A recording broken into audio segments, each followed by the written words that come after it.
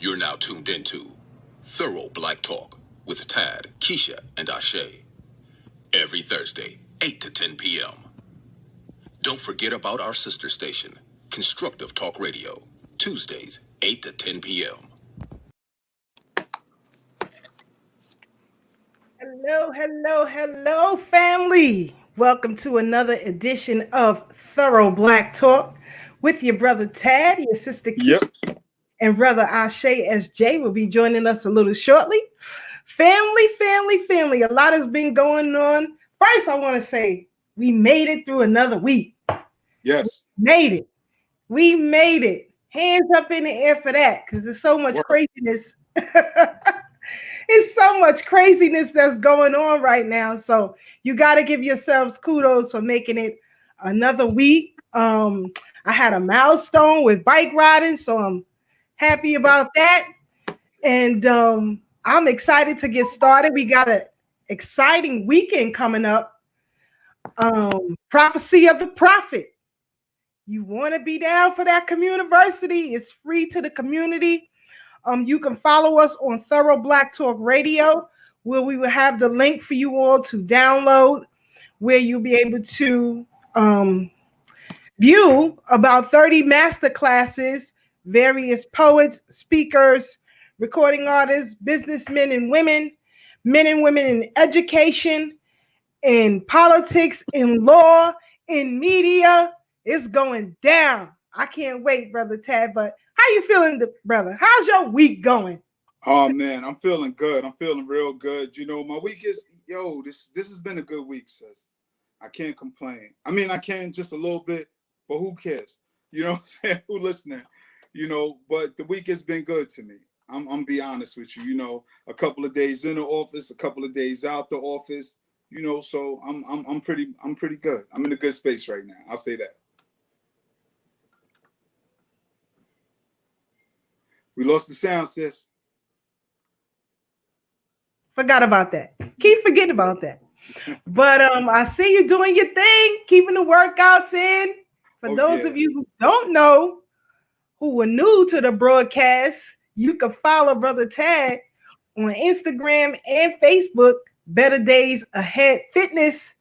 And he gives free workouts, free information, and you can sign up for his boot camp, Coach Tad Cromwell. So make sure you're in the house for that, family. I see you still doing your thing. I was watching a video you put up, I think, was it last weekend? I think. I was out riding my bike and I had took a, break, and I looked and I saw you was doing, I think it was a boot camp. I think it was. Or Most was it likely. a video of one?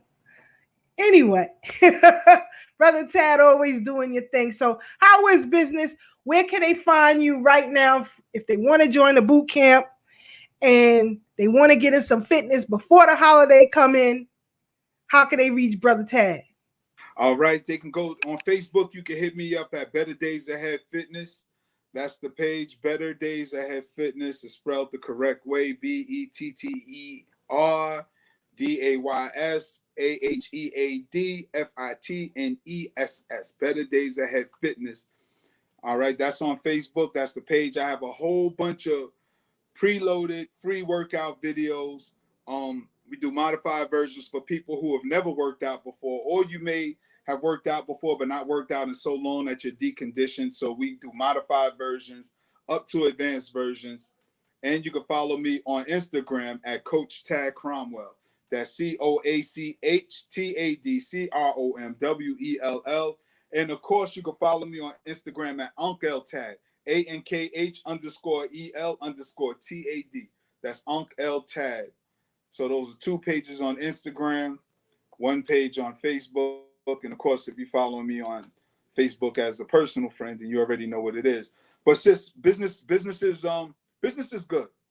I will say that. And of course, again, I'm still developing the business because though I'm a certified personal trainer, I'm not a certified businessman in the proper sense. I do have my LLC. I have all my proper documentations in place to operate. However, learning the business is a whole nother animal within itself. So I'm still learning as I'm going, and I'm going and growing. So with the boot camp, Saturday will be the last day that I do it in Kaiser Park, Staten Island. I'm putting that on more putting that on hold right now because Staten Island wasn't as a big a group as I wanted it to be. The response wasn't as overwhelming. Like, I was getting different people, but not like a Brooklyn response. You know what I'm saying? So with Brooklyn comes out in force. So salute to Brooklyn. Brooklyn always showing up. But now that the weather's breaking, I will be doing my boot camps virtual. So I will be doing virtual boot camps. So I was charging one fee for the live sessions, but the virtual sessions will actually be a little cheaper. So, and it'd be more beneficial because I don't really have to lug all the heavy equipment. So, because with my boot camp, sis, I teach people how to do body weight training, basic body weight training. So if you can't get to the gym and you don't have any weights or anything like that, you can use your own body weight to get in shape. And but after we do the body weight training, I have heavy ropes, I have jump ropes, I have cones to do suicide. So I have equipment to do high intensity interval training and help people accelerate the fat burning process for those who want to slim down, tone, and tighten their bodies. But business is cool. That's what's up. I love it. And I'm glad you're doing it, the virtual thing, because like you said, it allows people who can't get out on Saturday mornings or Sunday mornings to do these workouts. And with things, I don't know, shutting down again somewhat in some area codes here in the city. So that's a benefit. So for all of you who are at home, you abroad, and you want to get that workout in, follow Coach Tad Cromwell on Facebook and Instagram and get it in. And don't forget, follow my brother Ashe SJ Yep. on Facebook and Instagram. Solid African. Brother Ashe SJ always have a lot of community events that he is connected to. And that's one of the things that we hold pride here on Thorough Black Talk is having a connection with the community, and especially when it comes to Black business. So follow Brother Ashe SJ on Solid African page. And again, family, you can follow me on Twitter, Instagram, Periscope. Where else am I? I don't know. Your sister Keisha. Holla at me. Let's do business. Yo, But that's what we gotta do. We gotta, it says, it sounds funny to some people, but sometimes it's like, how do we express the severity of what we're saying? Though we may make it a little lighthearted and chuckle and giggle, but family, we really do need to develop businesses for ourselves and our community. And particularly at this time when we see the big banks are now closing, when they thought the big businesses couldn't fail, this is the perfect time for small mom and pop shops, particularly because people can't get up, they can't get out, they can't get around as much. And if you're right there, then why not spend money with you? In fact, there's so many other groups that are looking to support Black-owned businesses that this is the opportunity for us right now to fill our war chest, to stuff our coffers, because all that we say we want to do, we can't do it without any financial support and backing. And who's better to financially support and back us than us? So we really have to get serious about developing businesses. And as Sister Keisha and myself always say every week, we've been talking for years about pistols and passports. We see the climate that we're in right now. And if you're not paying attention, you can become a statistic. So we definitely want you to survive in this new millennium that we're in, and we see what the climate is for those who are very aggressive against us. So let's just be mindful. Let's really take this serious, and let's secure the future for our children and grandchildren and great grandchildren. And this has been a service announcement from your brother, Coach Tad Cromwell.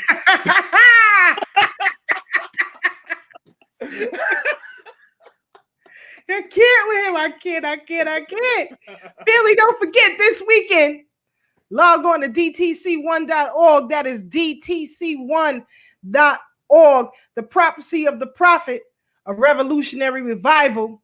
Over 40 master level courses, 30 speakers, 4 full-length podcasts that will focus on self-defense education, and by analyzing the life and legacies and examples of the immortal prophet Nat Turner. I'm going to tell you, family, I'm going all the way in. I'm telling you this.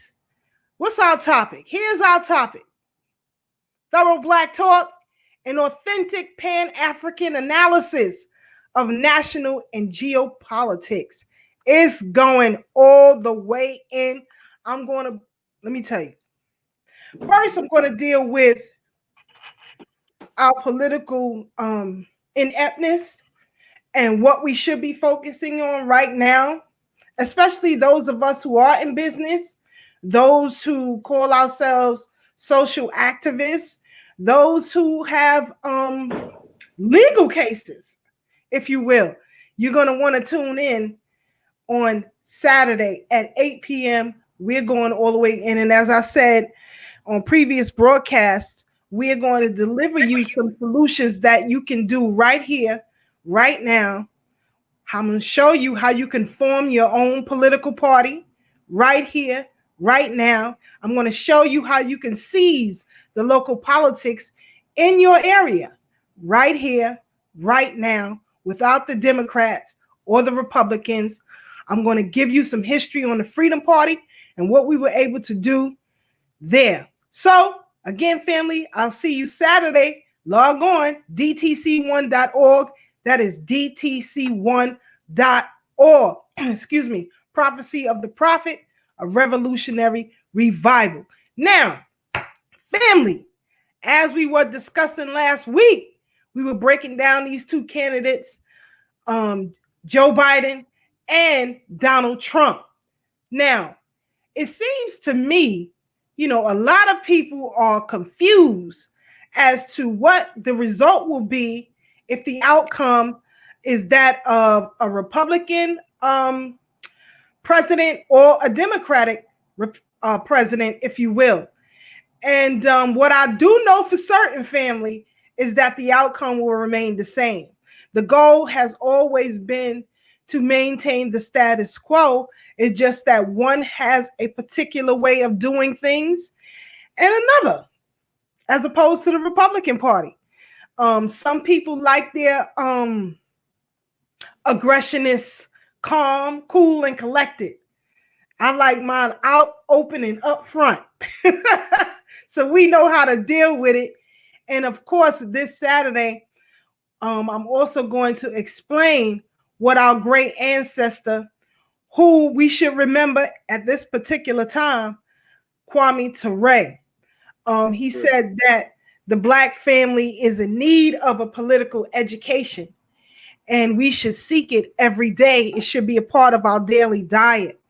And I'm in agreement with that, because if we are going to build institutions, if we are going to continue to build businesses, you have to have a political apparatus that will protect it and help it to prosper.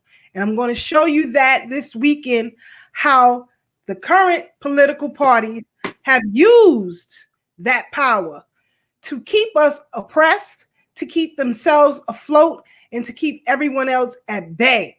We are playing this political game incorrectly, and it is about time that we get on the right page. We have to start following our ancestors. Like I told you about last week, George Edwin Taylor, the first Black man to run for president in the United States. And he didn't worry about a Republican or a Democratic Party.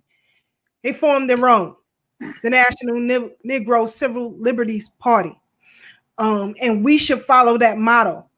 We keep doing the same things, expecting different results, and that's never going to be the status quo. Also, because this is a revolutionary revival, we are going to get into our brothers and sisters, our ancestors, our elders who showed us you have to arm and protect yourselves. And one of my favorite books right now, I can't put it down, it's just blowing my mind, Brother Tad, is right here, Negroes and the Gun. Wow. The Black Tradition of Arms. And I'm telling you, Brother Tad, when I read this, I couldn't believe what I found about W.E.B. Du Bois. He said, and this is a quote from the book, He said, I bought a Winchester double barrel shotgun and 2 dozen rounds of shells filled with buckshot. If a white mob had stepped on the campus where I lived, I would without hesitation have spread their guts all over the grass. I mean, you would never think that coming from WEB. No, I didn't. Peace be upon him, you know. Look, I've been fortunate enough to visit his house in Ghana and his grave, you know. Wow. Went to pay homage to the ancestor. And that was for the intellectual aspect of the revolution. I didn't know the brother was, you know, more power to him. But yes, you know what's funny, sis? Because this is why what we do is so important and so relevant, because we're constantly sharing and learning with one another. Because a lot of this information is intentionally kept from us. So when we look at today's climate, you know, even like I was talking about last week and week before last, you know, even as we travel through our gentrified communities, now you see other groups are taking the lead on the Black movement and telling us what we should and what we shouldn't do, how our ancestors would have responded. And we know that these are the people who put us in these conditions. So why would we even listen to them or let them take lead into what we're doing and where we're trying to get? But I digress. Definitely. And shout out to Brother Peace. Yes. How you doing Peace down there, Brother Peace? That's legend. My brother. Now he's a legend.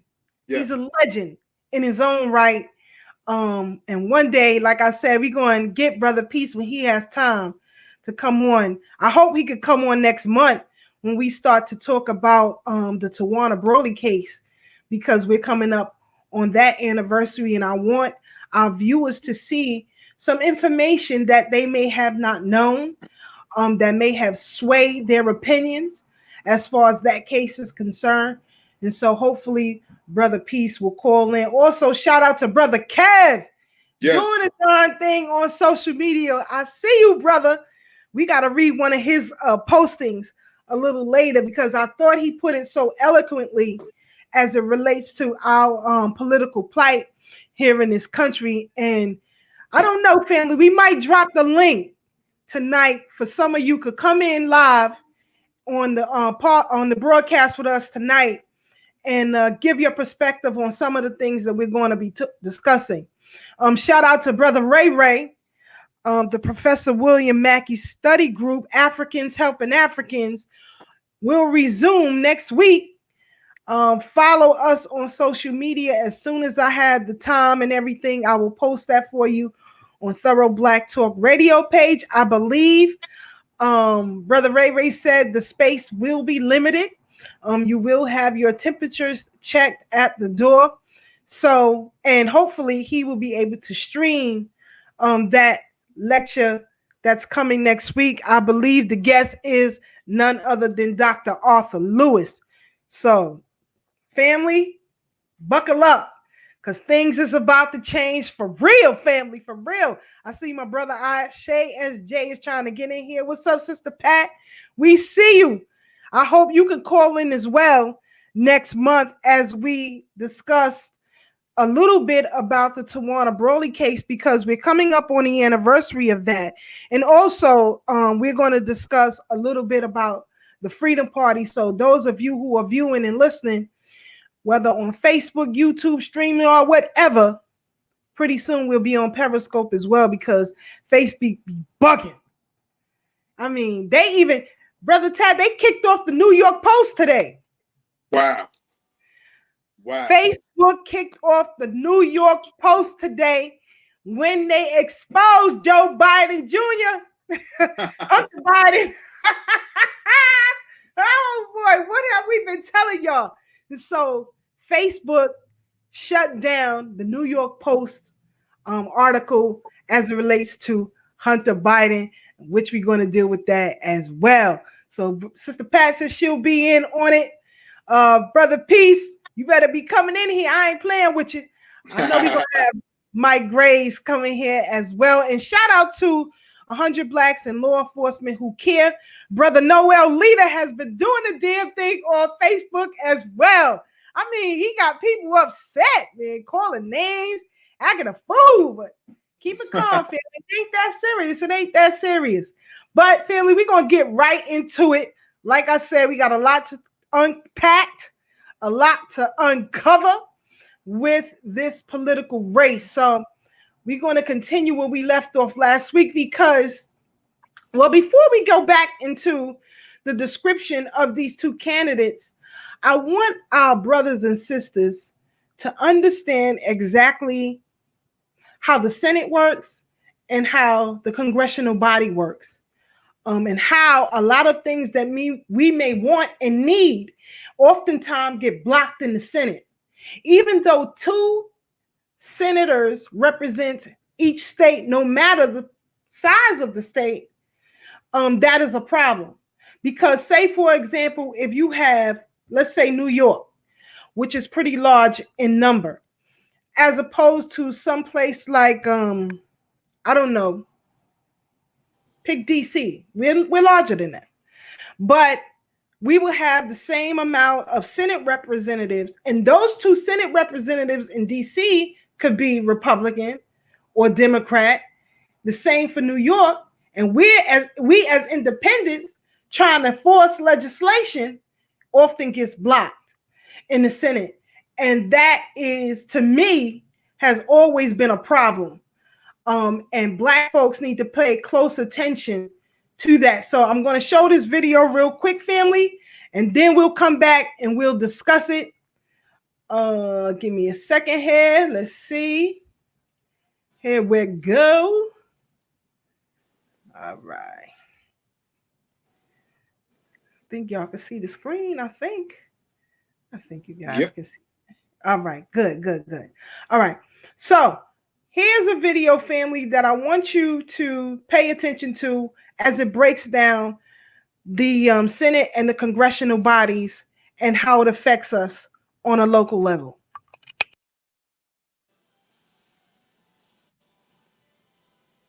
In the United States, every citizen has, technically, the right to have their voice represented in Congress. But not every vote is equal. Take a look at this. This is the population of California, the biggest in the country. And this is the population of Wyoming, the smallest. But in the US Senate, this is how many representatives they each have. 2. California actually has the same population as these 22 states combined, meaning that while these 39 million people have 2 senators, these 39 million people get 44. While the presidential election always takes up the most attention, the Senate is where a president's policies and laws can be passed or blocked. This is the first part in our series looking at you versus the system. We'll be diving into how American political and financial systems work against you and sometimes your vote. So let's look at why the US Senate is the way it is and what can be done to make it more fair.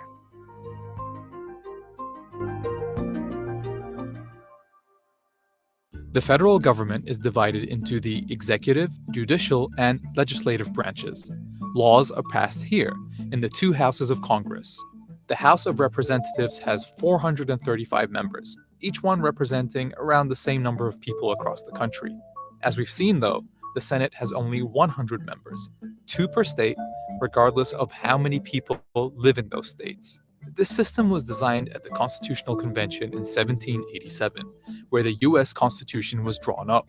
The main point of contention at the convention in terms of representation was whether the legislature would reflect sort of population differences between the larger and the smaller states, or whether all the states would be represented equally. So they came up with a compromise, 2 legislatures, one to represent the people and one to represent the states. So the larger states get more representation in the House and the smaller states get less. And then they created this second body. The US Senate is, the principle is equal representation for the states. That makes sense when we think about how back then the political divide was between states, not political parties like it is today. One of the biggest problems is malapportionment. That is the extent to which the representatives represent the same number of people. And the US Senate is actually the most malapportioned legislative body on the face of the earth. That malapportionment is also demographic. The smallest, most overrepresented states are whiter, while the larger, more underrepresented states are more ethnically diverse. And that has real consequences because the Senate passes laws and it confirms presidential nominees, including cabinet members, ambassadors, and, importantly, Supreme Court justices. But we'll get to that in a bit. For now, think about this. If you add up the population of the 26 smallest states, and they can control 52 seats in the Senate, that represents 18% of the population. Right? So it's possible for a political majority to emerge in the Senate that represents less than 1/5 of the American people. Basically, you can win a majority in the Senate while only winning a minority of voters nationally. And that has a big effect on how the US is governed. This era that we're in, where we have really strong partisanship, means that the Senate can be a place where a political minority sort of clings to power and thwarts progress that maybe the political majority would like to make. That's why popular progressive policy ideas like the Green New Deal, a wealth tax, legalizing marijuana, a $15 an hour minimum wage, free college, and so on have so much trouble becoming law. So whether Joe Biden or Donald Trump wins the presidential election in 2020, the way they would govern will be shaped by who controls the Senate.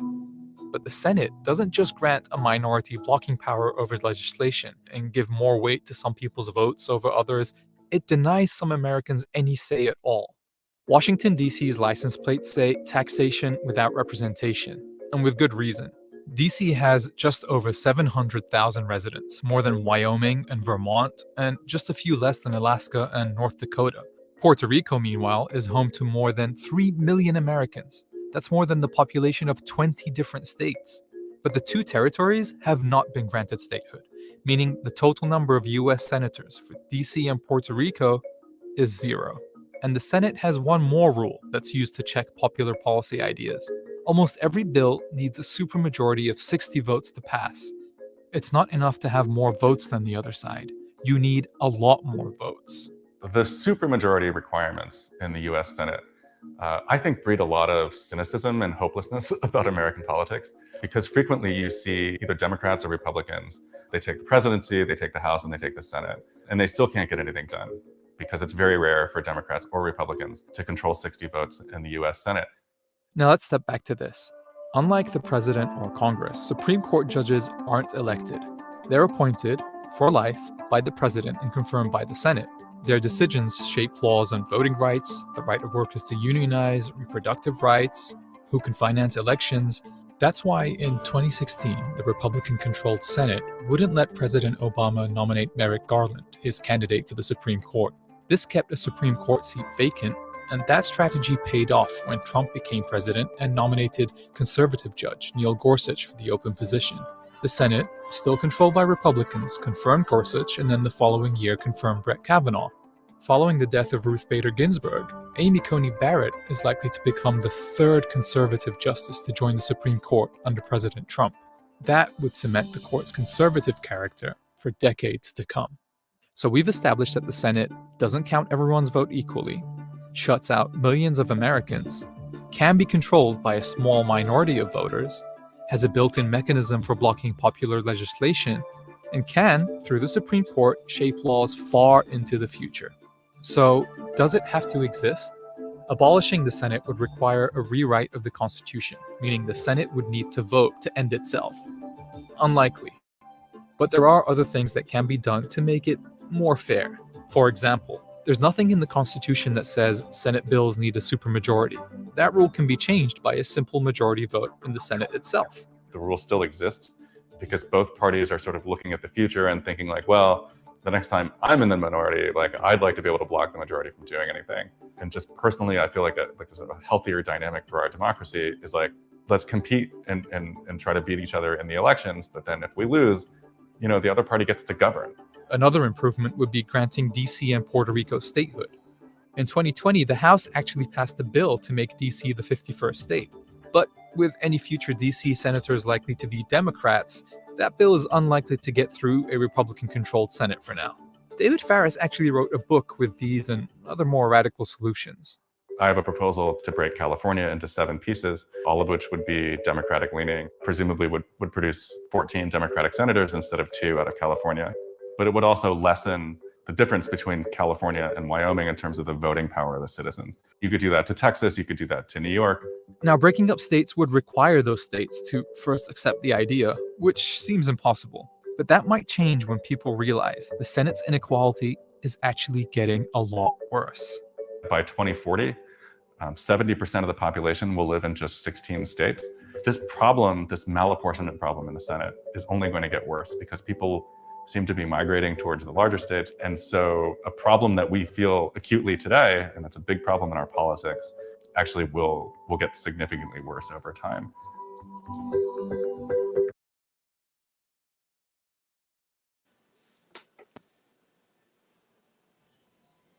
All right, family. So as you see, based on population, they can stack against you when it comes to voting. And so no matter what it is that your congressional body may push, it can get blocked in the Senate. And normally, depending on the house that controls that Senate, you usually get a vice president of the same political party. Because as I said before, when the Senate votes, if there is a split, it is the vice president that gives the deciding vote. And that is very powerful. Right now, the Republicans have control of the Senate. And that's why you have such a big push with this taking of the census. Taking of the census so they can get more congressional seats in various states to push forth a legislation, if you will. And right now, if Joe Biden and Kamala Harris should win the nomination for president and vice president, and those open seats of the Senate and Congress are filled by Democrats, we in a whole lot of trouble. We in a whole lot of trouble. Because when you look at Democratic states, it is those states that have the most oppression, towards Black people, right? George Floyd, you have this new lynching bill that gives more of a right to groups like the LGBTQ as it relates to hate crimes, whereas our voice has been completely shut out. That is because we have no real representation in those two houses, and we do not have any lobbyists to allocate, if you will, finances to either political party as a pact on our behalf. So it could be very, very, very dangerous. And I see my brother Ashe as Jay is in here. Let him say hello to the family and we'll get right back into it. I'm glad to see Sister Pat, you'll be joining us. Brother Peace, you'll be joining us. Good, good. Glad to hear it. Brother Ashe SJ, how you feeling, King? What's good? Yeah. I'm feeling great. Man. Yo, that was a very informative video. I definitely got my pen and paper out because I learned some things, and that's as expected when you hear on Thorough Black Talk. So please make sure y'all tell a friend, share this video right now. We're gonna give out a lot more information, and the thing from that video that I found that was interesting too is because it's levels to it. You got obviously your local level, then you got the presidency. Then you got, so on and so forth. You have the Supreme Court, the judges and things of that nature. But then I would take it a step further to even say, who's the shadow level that we don't know about? Like, who's the ones that are in charge of selecting these Supreme Court judges and making them, in the positions that they are, or even putting them in a position to even be considered for that? It's a lot of levels to this. It's a lot of things to unfold and unpack. And it's a lot of people behind the scenes. We know they practice shadow law. And, this is just something that we know the game is rigged. The game is rigged from the beginning, and a lot of us, we don't know. We don't have access to this information, or we do, and we just don't dig deep enough, So that's why they got the wool over most of our people's eyes, and everybody is telling people, go out and vote, go register. Make sure that you affect change. But really, we don't understand what's going on behind the scenes. There's so many different levels to it. So I appreciate that video, and I know the family that's watching does as well. And this is information that we definitely got to pass on to our other brothers and sisters, especially when you see people waiting in line for hours, and I'm talking hours, just to get to that poll. And they feel so great and so accomplished, you know, after they finish putting their vote in. But then we see that they playing us like a puppet on the strings, like they making a fool out of us, you know. And it's interesting. I know we're gonna talk about this a little later, but this whole Ice Cube finagle, where everybody's talking about him and his contract. I don't know if you got a chance to read it, Sister Keisha, Brother Tad. I didn't read the full contract because it's 22 pages long, but I read the synopsis, like the quick breakdown of what he's trying to get and what his end goal is. And I also went back and watched some of his interviews, you know. And first off, I want to say, anybody that's out there that's trying to push for our people, I commend y'all. You know what I'm saying? I commend y'all, because everybody's not on a level of information and don't got the body of information that we do. So I commend y'all. But if you a straight sellout, if you are a straight person that knows this information and you still riding the fence, you still watering it down, I don't commend that. And you know we're gonna bring some fire to that. You know, so one of the things that I noticed when we talking about Ice Cube, his contract, it's a contract for black people or whatever they call it. I don't know, something like that. And you watch the interviews and things of that nature, he drops these keywords, and you got to watch out for these keywords, because he uses words such as patriotism. He uses words such as, what did he say? A perfect union. A perfect union, family. What the hell? Please tell me when the hell has, no, actually it's a more perfect union. Let me get it right. A more perfect union. When the hell has the union been perfect? Tell me, especially when it come to us. So that sounds similar to the make America great again slogan to me. You know what I'm saying? When was America great for us? You know, so I really don't understand some of these things these people be saying, man. And Ice Cube was talking about closing a wealth gap. These things sound amazing. We definitely need to close the black wealth gap. But at the same time, we got to be very careful about how we go about it, family. You know what I'm saying? Because one of the things that Cube has said, he said that within closing the wealth gap, it seemed like he's dropping these keywords like patriotism, a more perfect union, and things of that nature. He's trying to appeal to these white devils out here to try to get them on board at the same time, to work with his agenda. He's trying to make it appealing to them, you know, by using these keywords. So one of the things that he said was the money trickles up. The money don't trickle down, the money trickles up. So if you say something like that, the average listener might not catch what he's saying. But when he says these key terms, he's not talking to us. He's talking to them. He's talking to these white people. Because if the money trickle up, right? If he's trying to close the wealth gap and he's saying that the money needs to hit the streets, the money needs to go to low income people that don't have no money. Matter of fact, he blatantly said on one of the interviews I watched, he was like, the money has to go to the people that has it, that don't has it. The money has to go to the people that don't have it, because the money trickles up. So if you give the money to the people that don't have it, the people that don't have it are going to go out and buy the things that they need from the people that have it. What that sound like to you? Because it sounds like capitalism to me. It sounds like the Dave Chappelle skit where everybody got their reparations checks and went right back out and bought Cadillacs and spent their money with all of these white business owners and gave the money right back to these devils. And this is the key terms, the key words and slogans and phrases that Ice Cube is saying. So like I said, everybody don't got this body of information, but we already know, our listeners know, we done broke down Ice Cube a long time ago, family. I done told y'all about how Ice Cube went on, what's his name? Bill Maher, and gave Bill Maher a pass on his show for saying the N-word. We already know Khalid already broke Ice Cube down way back, said Ice Cube melted. So let's just be careful and cautious, man. Like I said, people trying to do what they can with their body of information, But at the same time, it's up to us, the people that's really responsible, the people that are really raised first and been putting in work and studying for our people and know what's best. It's up to us to refine that, to take whatever momentum that people are pushing and push it in the right direction. Utilize that momentum. You know what I'm saying? Because at the end of the day, it's going to be a multi-layered, a multi-front battle. We're going to have to come at these things from many different angles. Now, I don't condone none of these people that's fence riders. Y'all know I'm the first to give up that fire.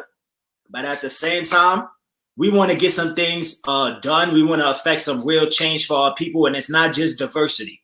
And that's what it sounds like with these key terms that Ice Cube is talking about. It's like economic wealth gap and diversity and things of that nature. Nah, we don't want that. First of all, we need to be focusing on ourselves, and then we could fix the wealth gap. But if you're going to go outside of yourself and try to create some agenda for them, and then they got to get on board, then the agenda don't really work. It's nothing really, because he said in one of his interviews that, a lot of people are supporting it, but if we don't get the support of the candidates, then it's really going to be nothing. So who are the candidates? The candidates don't look like us, and the candidates don't have no black agenda.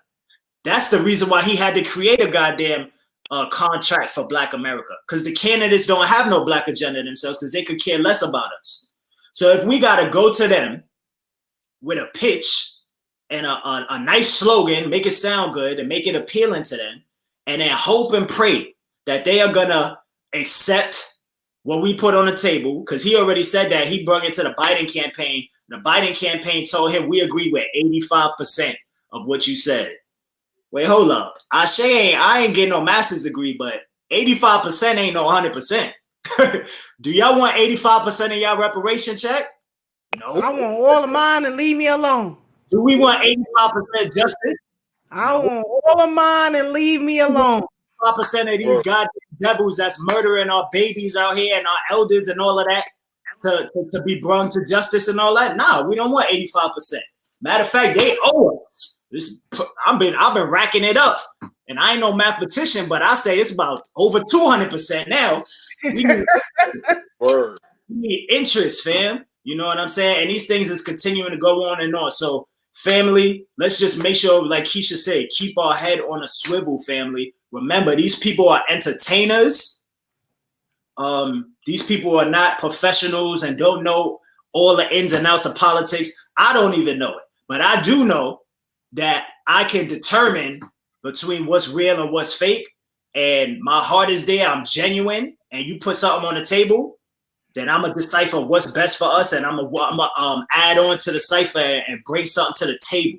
And a lot of people that's looking at Ice Cube and so many of these other people that's speaking out, they don't want to bring nothing to the table. They just want their table to be set up and nice and pretty with the fork and everything out, laid out, you know, and just come to the table and eat. And we can't think like that, family. That's right. Solidarity Day is coming up. That's right. We on the cusp of, you know, Nat Turner, the Prophet weekend this weekend. You know, it's gonna be a whole entire vibe. If y'all don't know about that, we're gonna talk about it and share the flyer and everything. But we collaborating with a lot of brothers and sisters nationally. I think some might be even international. This Friday, Saturday, Sunday is gonna be a lot of very powerful speakers. You know, Ashe Tag Keisha will be there amongst them Saturday night, 8 to 10 p.m. And this is what we doing. We really building. We working with our brothers and sisters. And remember, like I always say, the past couple of weeks, I've been dropping this on y'all. I'm going to pass the mic. Remember, we have to have our own universe. We already do have it. But we have to focus on that. Everything outside, it's like a lot of y'all love Black Panther. Well, Wakanda had their own universe until they let the white, what was he, the FBI, CIA agent, they let him in. You know what I'm saying? And then their universe fell apart. They had to even take the goddamn defense system down, you know? So they wasn't in a bubble no more. So we have to always make sure we operating out of that mind state where we are building our own universe separate from whatever is going on out here. When you go out to work, you know what I'm saying? When you go out to the polls, because everybody at them polls don't look like us. And that's another thing too, Keisha. I don't vote. I'm gonna say it like that. I don't vote. So I know a little bit of politics. Keisha be putting me on, but I don't vote. They got me one time with Obama. The first time. That's when I voted. And I ain't voting no goddamn more. I said, nope, I ain't doing no fool. They had me looking like a fool on that line. I think I was on that line like 2-3 hours. Like, yup, Obama, I'll put my vote in. I'll make my change. Not no more. I ain't no goddamn fool. Not no more, baby. But what I was about to say is, Keisha, and I'm gonna pass the mic. Some of these people at the goddamn voting poll, if you ever want to see some people that's sick, unfortunately, it's people that look like us. Go and vote, family. Because you'll see some of these people that's volunteers to vote, and they so brainwashed. And not only that, but they got so much self-hatred. You see them, they not polite. You don't see people in there that look like us helping each other out on the line and things of that nature, like in good spirits and things of that nature. When you go to vote, ain't it always something? Think about it. Ain't it always something you get into? Yo, why this line this long? They this unorganized. You always hear somebody behind you talking mad trash. And it's like every year we go to do the same thing, and the vote in the poll situation, it won't get fixed. Some of these people are sick, family. We keep repeating the same mistakes and expecting a different result. It's not going to happen, family. I'm going to get off the mic. I feel you, brother Ashe. Ashe going in, and shout out to brother Mike Grace who's watching.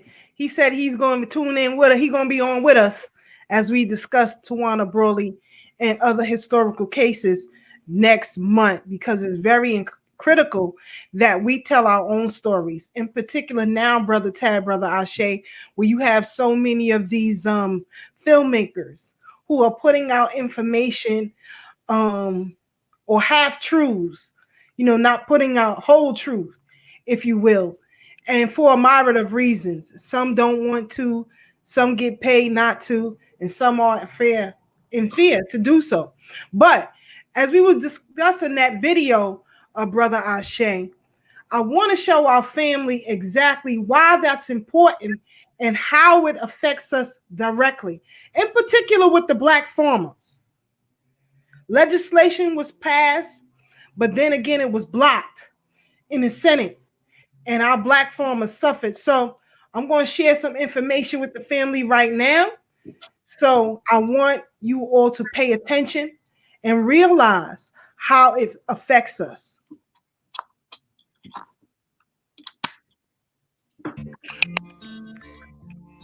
My dad's land was taken. And that's how I see it. Over the course of the entire 20th century, we know that Black farmers have lost about 12 million acres of land total. We are just being forced out. They're trying to force us out. These cases of dispossession can only be called theft.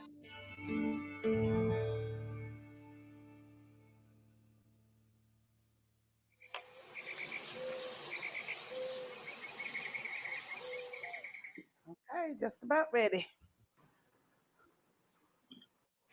Mount Bayou is an historic all-Black town, formed many years in the 1800s by two former slaves. We don't have the overt racism that we used to have against people out in the public. Now we deal with it with employment, economics, banks. We still deal with it, and until we overcome all of that, the Delta will forever struggle, is my belief.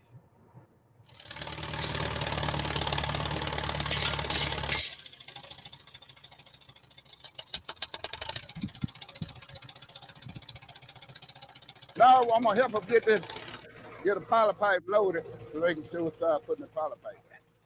I've been doing this all of my life. As a kid, we went to the field until it was dark, either cotton chopping or cotton picking.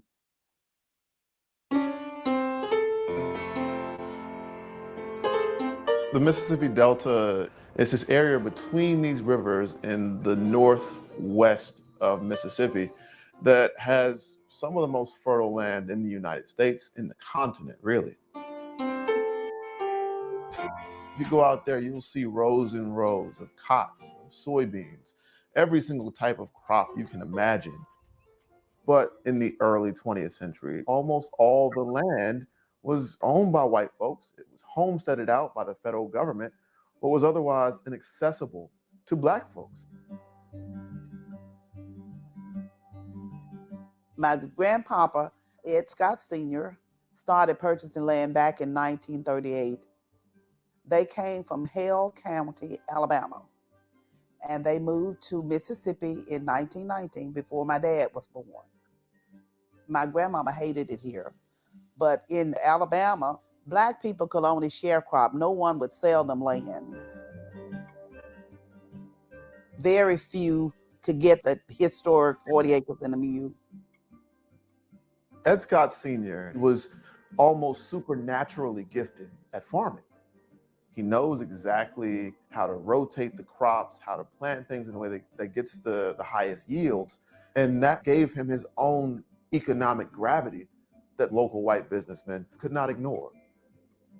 Eventually, a plantation owner decides to sell Ed Scott Sr. a plot of land. When he passed in 1957, the family had acquired acres and acres of land. Ed Scott's son, Ed Scott Jr., takes over the farm. He is part of the generation of men that goes off to war during World War II.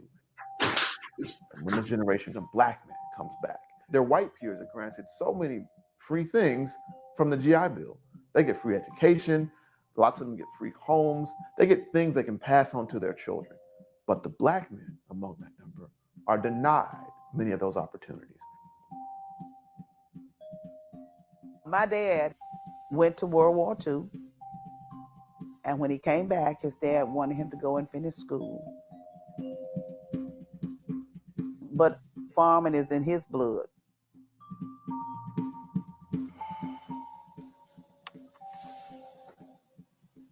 You had to know what you're doing to make a living here. You had to. Mom and Dad used to bale hay and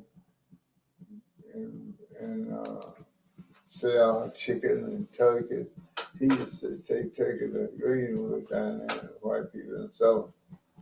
My dad was the smartest one of his siblings and the hardest worker of his siblings.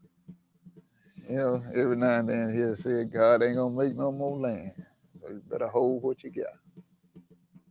When Ed Scott Jr. takes over the farm, he's operating it through one of the most turbulent times in American history.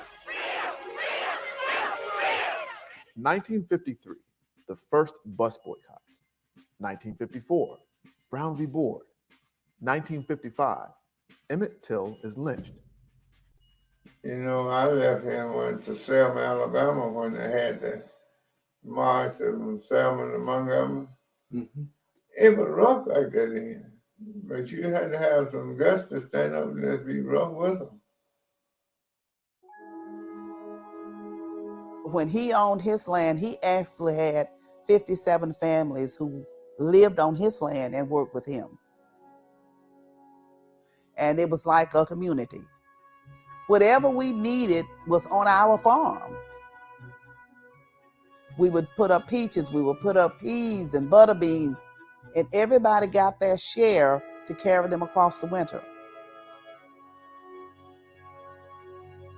It was like a utopia. Modern farming requires debt in order to grow your crops, in order to collect a harvest. Over the past 100 years, the federal government has become more and more of a player in providing the credit to those farmers. Much of the administration of this federal money was done by locally elected committees. And what do we know about voting in the South at that time? We know black people could not vote. The people who ended up controlling all that were the great-grandchildren of the plantation owners. And why would they ever give a black farmer money to start his own farm? And so Between 1950 and 1969, Black farmers lose something on the order of 6 million acres of land across the country. But the Scots were able to hold on to most of their land until the farm crisis of the 1970s and 1980s.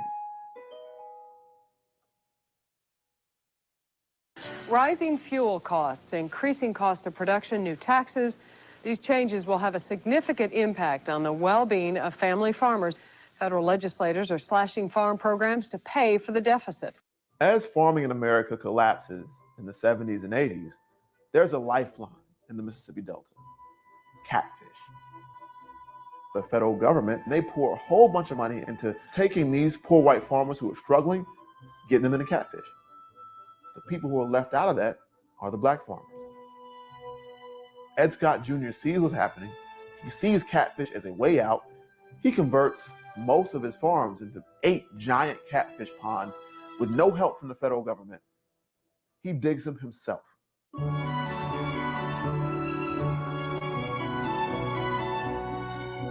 He builds the very first catfish plant owned and operated by an African American in the United States.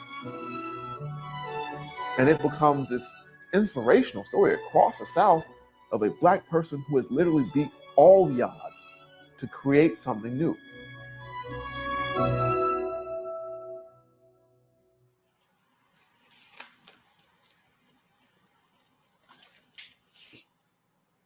My dad loved clothes, and he loved to dress. Even on a daily basis, he wore what we call khaki suits, which would have been a khaki shirt with matching pants, and they had to be starched and ironed. He always had a nice new car, but he kept it closed up in a shed so no one would know he had it. He did not commingle, meaning white people would call staying in your place. Well, no Black supposed to have a car. There's gonna come a time when they think you're uppity. And that's exactly what happened to the Scots.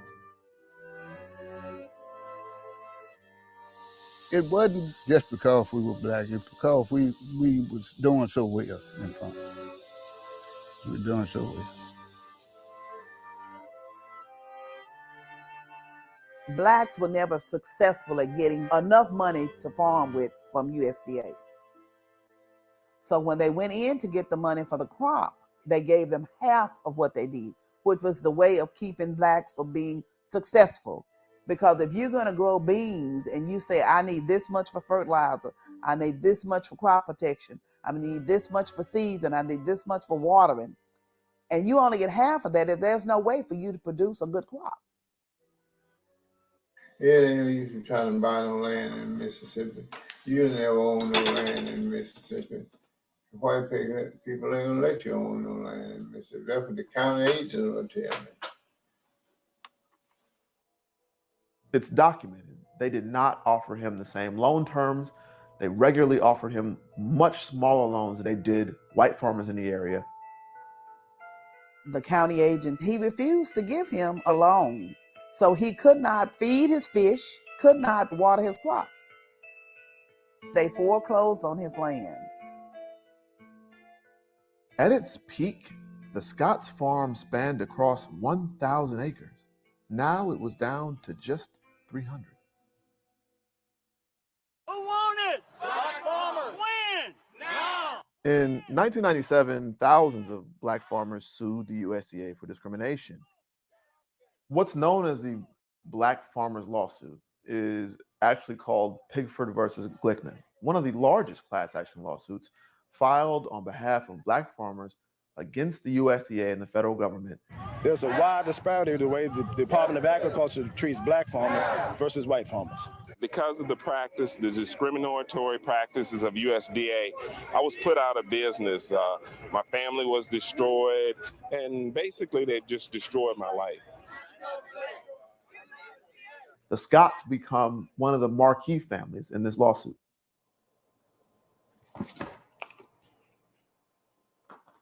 Okay, this is just where we were working on the lawsuit, and I had to go back and show where my daddy had taken out promissory notes with USDA as the backer.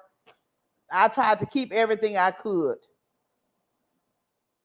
Now, the government, the U.S. Department of Agriculture in this case, admits they discriminated against black farmers, unfairly denying them federal loans, for instance. I'm very pleased that the judge approved the settlement so that we can begin to process these cases and black farmers can begin to receive their long, long overdue settlements.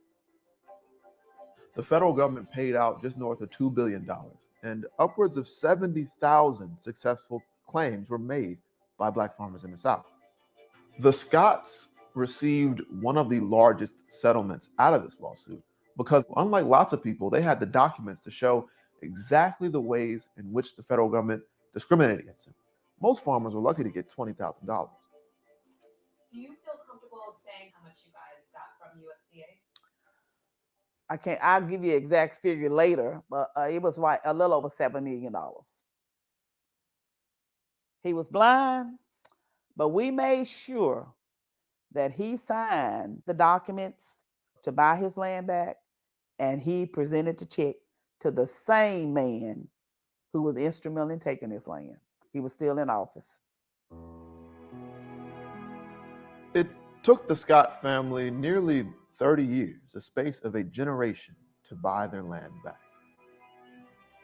Land hunger, as W.E.B. Du Bois describes it, is this almost mystical drive to seek and to own something in this United States among people who were once property themselves.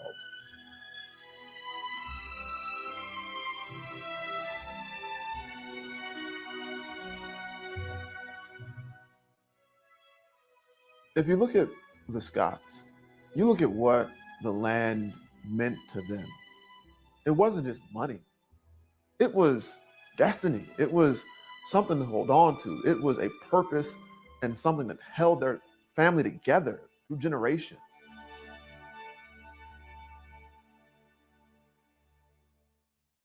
It grieves me that we were denied a history, and that's how I see it. And I'm trying not to cry. It's dear to me that my children know what my ancestors went through for us to be where we are and who we are.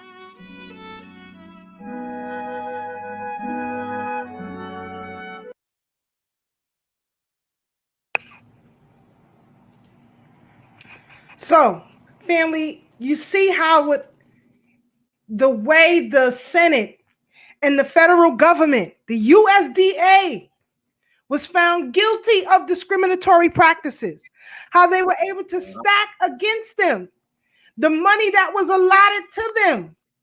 Some of them did receive an award, but what did the sister say? Her father had to write a check to give it to the same man who stole the land. And then you have these candidates out here trying to tell you and me that we. Oh man, done froze up. Yeah, that's how I get. We should worry about Candace. Up. But yo, Vanessa, she said that yeah, her family was involved in the black farmers lawsuit. You know, this is no game. So when you see these media outlets, these mainstream media outlets, regurgitate the same talking points to you, to not even give you the particulars of how these votes will affect you, is mind-blowing. It's criminal, if you will. You know, a lot of people say that they're not going to vote. And I'm going to say this right now, family. One of the most powerful, nonviolent protests we can do right now in this presidential election cycle, even though the independent vote does not particularly count as it relates to the presidency of the United States. But because we need to get a protest, a part of the legal record, a part of the political legal record, I would employ or ask all of you to go into the polls and do a write-in vote for yourselves. Because when history looks back, they will see at this critical time that Black people turned their noses up to both political parties and decided that they wanted to stand for themselves, that they wanted to plead their own cause. Right now, that can be a great political stance, and it'll be part of the historical record, so that when our ancestors look back, when our descendants look back at us and do research, they will see that in 2020, Black people said no more, that we are done. And that will also send a voice to the duopoly, the Democrat and Republican parties, if you will. It will also send a recognition to those who fund them, that Black people can no longer be bought. And then, as we begin the next political cycle, as I was showing you earlier, we can then seize local municipalities as independent runs in this nation. Right now, we can seize the local governments. Right now. This year and 2 years from now, there will be major elections in the Congress, in your councils, in your assembly votes, and now we should be considering how we seize those offices. We should have forums or meetings, if you will, around the clock yearly, giving our people political education and how we can seize these offices so we can stop this political backpedaling that protects federal agencies like the USDA, who was found guilty of racial bias. And yet they're still in act. They're still in existence. There is no criminal charges being brought. There is no world government coming after the USDA. In fact, a lot of you eat your foods mark USDA approved. So I'm just saying, there is a lot involved here. But I'm going to get off my soapbox, my brothers. What do you think about what we saw with that video? Well, I think, sure enough, as we talk about reparations, a lot of times people always connect it to slavery, and I always got to remind people that these things were done legally. It wasn't just slavery. It was all levels of oppression to keep us held back in legal thievery, as we can see, you know. But what I did want you to touch on is, and you did brush over it, every time the election comes around, it's almost like all citizens become political pundits, and all of a sudden they want us to vote every 4 years in terms of the presidency. You touched on local elections, but please speak to the importance of it.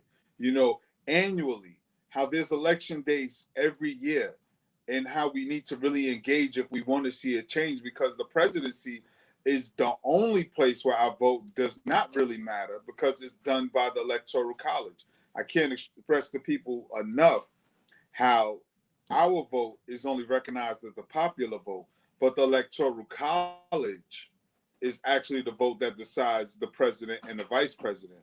And speak to the people, what is the Electoral College and who can make up the Electoral College? The Electoral College, first, let me just go back to something you said before about local offices. It's important that we focus on the ones closest to our municipality, meaning where you currently live, right? You have a line around that district. And what you need to be concerned about is all the offices that surround that district.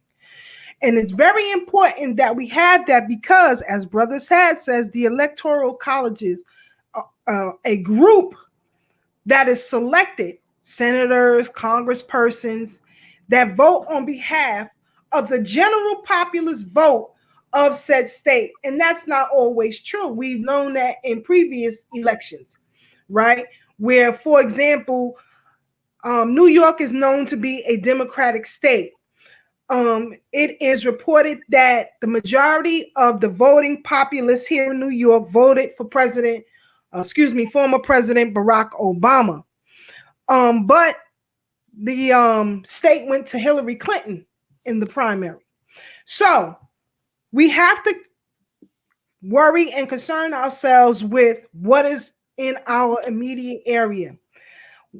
That's important for the congressional seats and the council seats, because those elected officials are appointed to committees such as land development, right? Housing development, medicine and medical research and development. And we want people who think like you and I on those committees.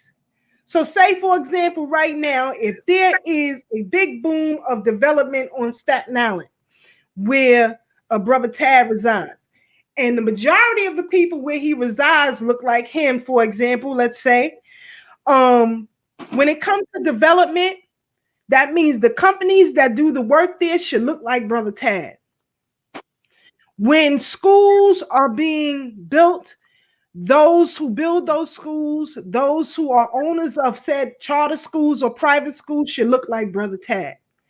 When there are selections of law enforcement, your community board has a voice in that selection process.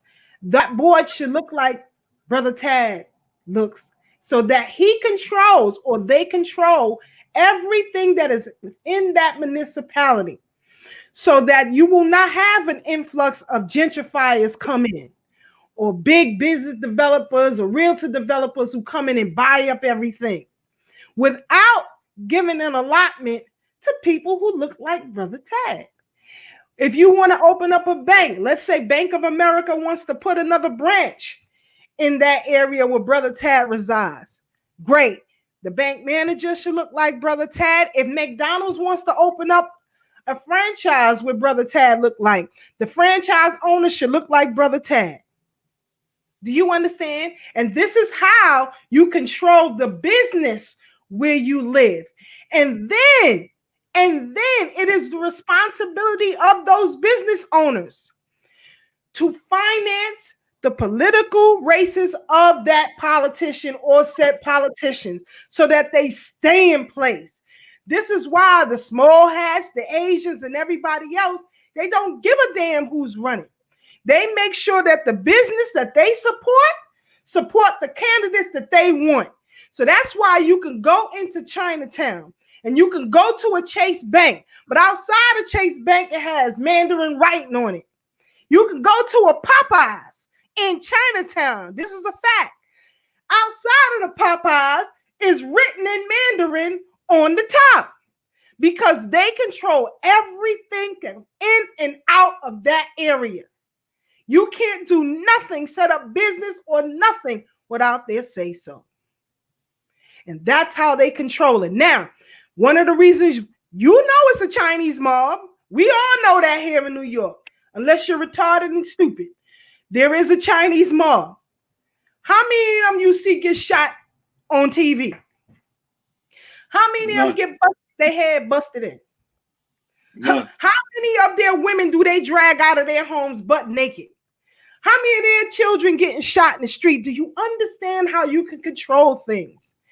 Business and economics and the community work hand in hand to protect what they have. You could go to Little Italy, same thing. You can go to Howard Beach, same thing. It doesn't matter. We have to understand that. So that's where I'm at on it. I see we got some comments in there, brother Ashe. You got any comments? We're gonna go to these people in the queue here. Look, I just wanted to say that was another amazing video, family, and you know, it's really inspiring, and this is important for us to really study our history and also have different outlets of media that we can share it on, use it as art, inspire our brothers and sisters and things of that nature, because these things are, like I said earlier, we have access to them. You know, it's just not a lot of us know about it. And these are tools. These are literally tools for our liberation, for us to, we know some people don't like reading, you know, it's not that they stupid, but some people don't vibe. It don't resonate with them. Like some people are artists, some people are visual, you know, some people are listeners, some people listen to audiobooks, things of that nature. We got to use all of these tools that we have to put our people in the right direction. And that video was a beautifully shot and very informative video. And what struck out to me was, like I said in the comments, that they literally said it was a utopia.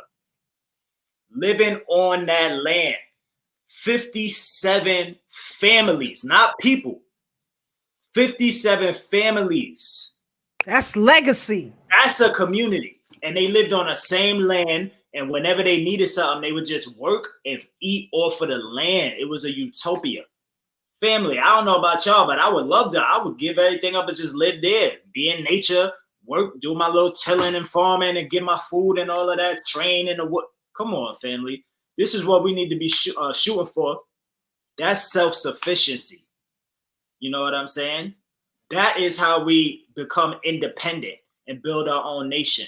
And the fact that the brother, the elder had to buy his land back from it being foreclosed on, and the only reason it was foreclosed is because they was blocking the grants and all of the things that he needed in the first place, shows you that, one, it was a setup from the beginning. Because I don't got my head is always on a swivel. They always knew what they was doing. If you look at every period of Black history where we had something going for ourselves, or even if you talk about liberation where we had a good momentum, they find a way to be tricky, just like the little devils that they are, to find a way to intercept that momentum. Because now look, they said it took 30 years for them to get their land back. 30 years, how much done changed in the world? You got technology, all of this stuff that done happened. Like, you got the music, the food that we not getting access to, that we was eating good and farming ourselves. Now we getting GMO products. It's dumbing us down. We eating McDonald's every day. 30 years of that. Now, if the brother actually gets his land back, which he did, and tries to teach his children, the disconnect is already there. Where's the connection? You know what I'm saying? And that's the same situation that's happening with so many other levels of this assault that's happening with our people. Whether you talk about culture, whether you talk about spirituality, whether you talk about economics, so many of us are just financially illiterate right now. You know what I'm saying? And that's not because we always been like that, because we know that we had Black millionaires. Like, some people left slavery and literally became the first Black millionaires and really flourished, you know, but because the momentum was halted, we don't now pass it down to the next generation and the next generation. And now the next generation of us is turning out to not even be as good as we was in the past. You know what I'm saying? Yeah, you can't hear me? Oh, no, you went out, Tad. But yeah, fam. I mean, like, they are masters at stopping the momentum that we have, you know, and we got to pay attention to that. The fact that he had to buy his land back was an insult. Mm-hmm. You know? And the fact that also, like Keisha showed in the first video with these goddamn court justices, Supreme Court, and all of that, you know, all of these people. Right. Still in goddamn office. In the first video, they talked about how when they have somebody, it's going to be 10, 20. They said decades. Yep. Keisha, they said decades. Ty, your video is in and out, so I think I'm good. But they said decades. So when if they bring that new white girl into the Supreme Court justice, she gonna be there for decades. Come on. So it shows you in the same video, in the second video, how it ties together. 30 years later, this white devil was still in office, and he was instrumental at taking that land. That's right. Now, the man got his $7 million check, had to give it back to the same goddamn devil. So what does that say? One, the system is all messed up. Two, it was a setup from the beginning. Yeah. Because even by giving us, what you want to call it, a little stimulus package. Come on, brother. A little grant. He got a $7 million check. First of all, how much goddamn money would he have made if y'all didn't take the goddamn land away? It'd probably been double $7 million. Come on, brother. That brother could be a billionaire right now for all you know. Huh? You know what I'm saying? You got people out here talking about we don't need no reparations. You out your damn mind. They took away legacy. Legacy, exactly. And that's what the sister said too. The elder sister said that. You know, like she said that They took a piece of history. That's right. Imagine, family, had they have not done that, being the devils that they are, imagine where we would be at. The potential is limitless, family. It's endless. You never know, family. So they really are masters at, if they're not blatantly doing it, they doing it behind our backs. They white collar, blue collar criminals, and they specifically targeting us because they know our greatness. They know where we come from originally. And they know that if we get back to what we used to be at and who we used to be, there's no stopping us. So, I mean, the video was really inspirational, but I just want everybody to keep their head on a swivel, man. Just really, these things are intentional. It's not what's the word? It's not coincidental. No, sir. It's intentional. No, even giving them the $7 million check back was probably a part of the goddamn budget that they already budgeted, that they're gonna make so and so amount of money. So let's throw them a $7 million check. And then it's limitations to that now. So now the years done changed, time done changed, the law done changed. You know what I'm saying? Now a lot of people are looking for like alternative ways for energy and things of that nature, like wind, solar power, things of that nature. Let that black man try to put a solar panel on his property. It's his land, right? What's going to happen? It's coming down. It's coming down. Fines. It even might imprison him and the family. You know what I'm saying? Because it's all, the farming system is all regulated by these devils. So you can't even farm on your own. If it's a big level, you can't even go. It's only but so far you could go until you come with this devil Sam, because I ain't calling, ain't my uncle. Sam gonna pop out with his hand out like this. So what we gonna do about that, Ice Cube? Because what Ice Cube was talking about, and like I said, that's his body of information. Whatever, I really don't care, because it don't matter. Whatever body of information you want, we gonna put the pressure and uplift our brothers and sisters. We gonna either educate you and make you get right, and if you decide you don't want to get right, then that's when the pressure comes. You know what I'm saying? But I don't hear nothing about that. It just sounds like patriotism. It sounds like he's just trying to make America great again, family. You know what I'm saying? And that's not gonna work. That's not gonna work. That's the same ass situation that we've been in. That's not gonna improve our situation. Black people have to be self-sufficient, independent, not stop trying to work together with them. You know, I understand chess, utilize what you can and put us in a good position, but at the same time, when you promoting it and you wording it in its ways that's tricking the youth and making people believe that, oh, we can't come together and this is a great nation, we're gonna make the union more perfect. What the hell does that mean, fam?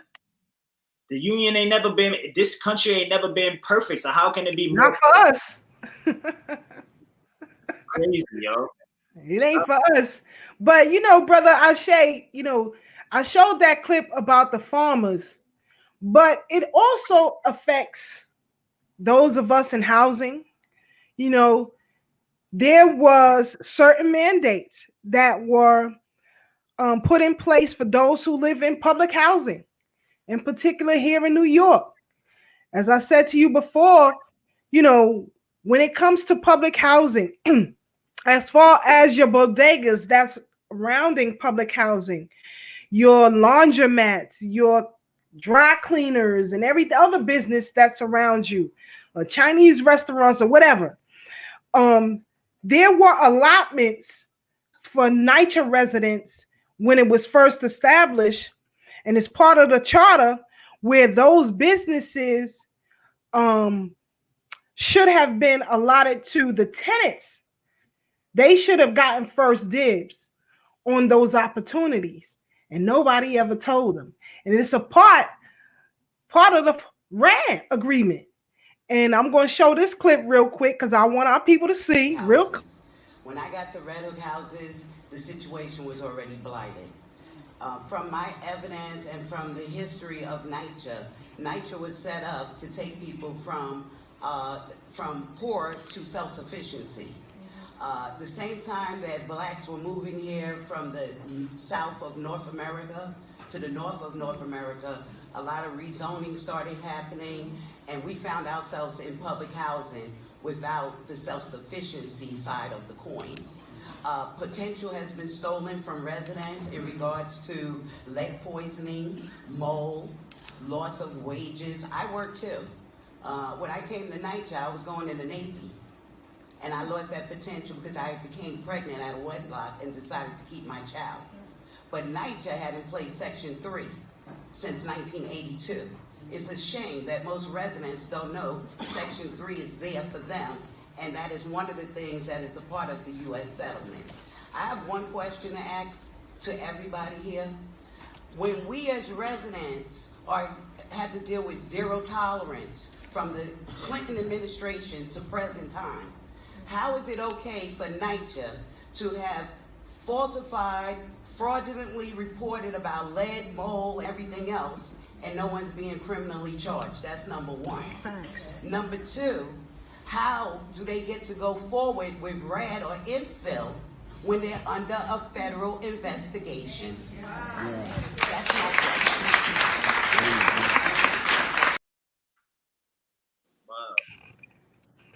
So, like I said, that allotment was for the tenants in NYCHA. This is criminal. Nobody is being brought up on criminal charges here. That's why we need the proper legislation, the proper lobbying, if you will, because this is criminal, just like the Proud Boys and Boogaloos and everybody else. When you have a president who stands on a international stage and tell a terrorist group to stand back and stand by, that means the government is complicit in these crimes. And that's why I often say, family, these are state-sanctioned killings and crimes. And we have to look deeper as to what is really happening with us. But I didn't mean to cut you off, Brother Ashe. Go ahead. Yeah. What the sister said, it was true. It's definitely true. But let's be clear, all right? Let's be very clear, family.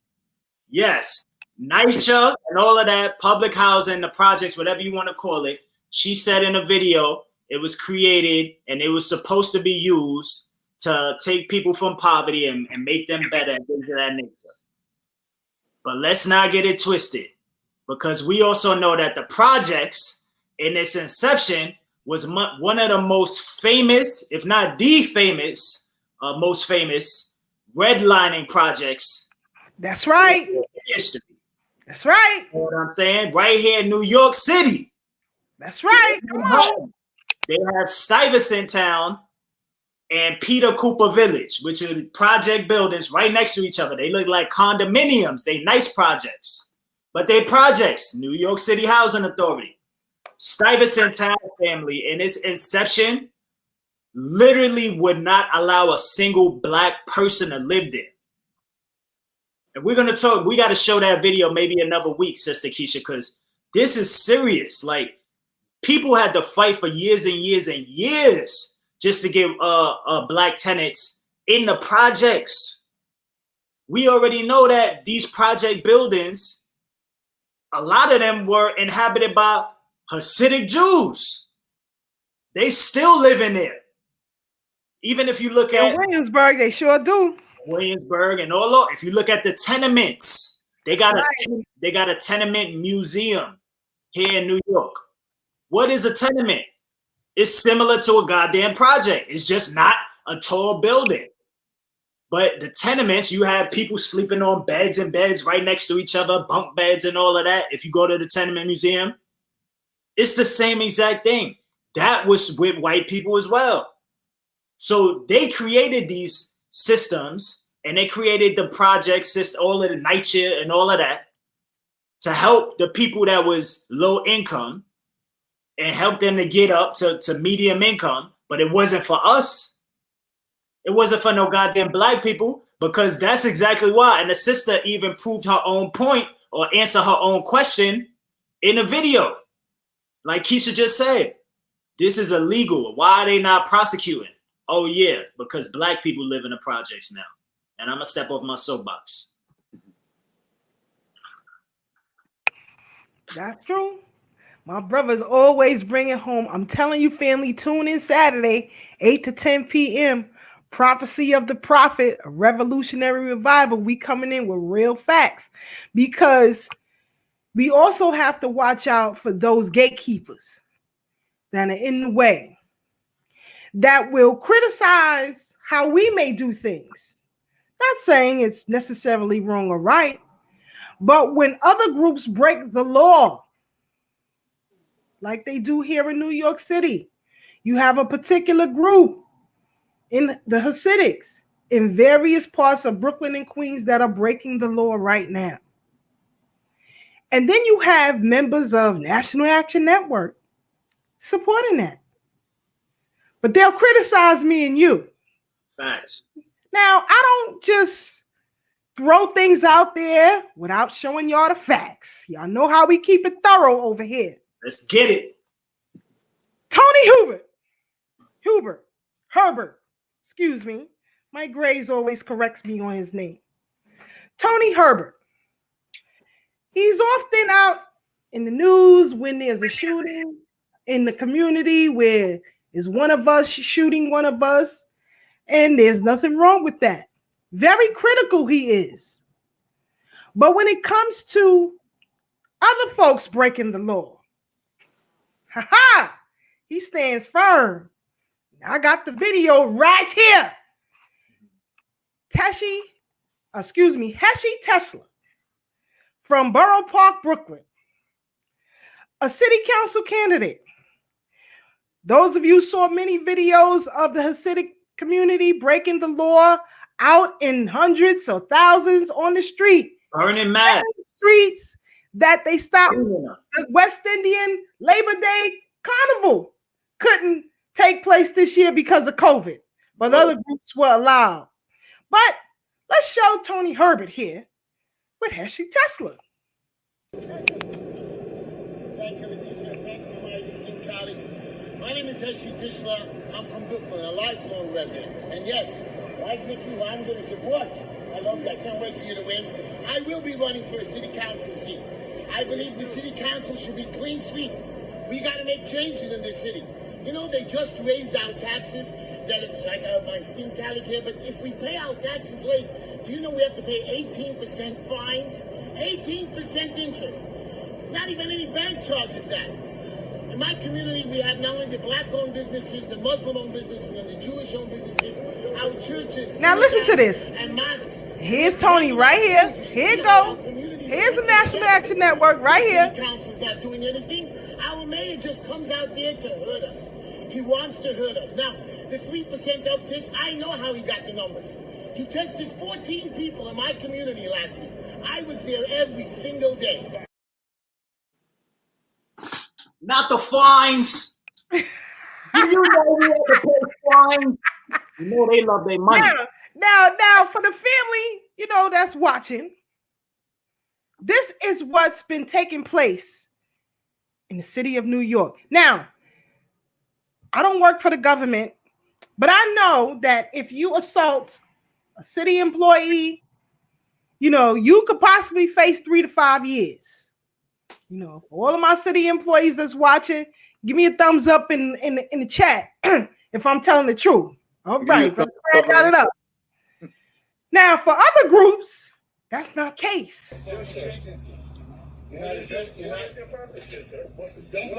Don't block him. I understand you are in this store to do what, sir? You are who? What is it? What is your qualifications to come into this store in the Jewish community on a holiday? Get out of our store. Get out of our neighborhood. Go to your neighborhood. Go to the Chinese neighborhood up there. Heshi Tishla from the Just Enough Heshi Show, showing you more anti-Semitism.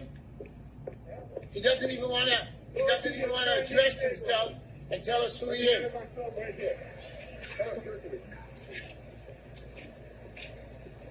You want to tell us what this is about? Yeah, this ID. You want to tell us? I hear you going from store to store screaming at people. Who are you screaming at? You don't even have a proper uniform. You are qualified to do what? Can you get a copy of his badge? I hope that's not a false badge. That probably is. So let's see it. Excuse me. Y'all see it?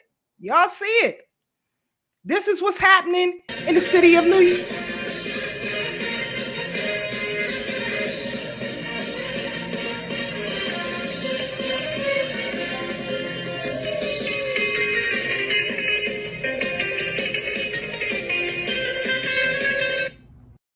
You on mute, sir. All of that. All of that. This is crazy. They had DJs, breakdance. Look at these culture bandits. Word. They replaced the West Indian Labor Day carnival, took your culture, and they out there turning up. Look at it.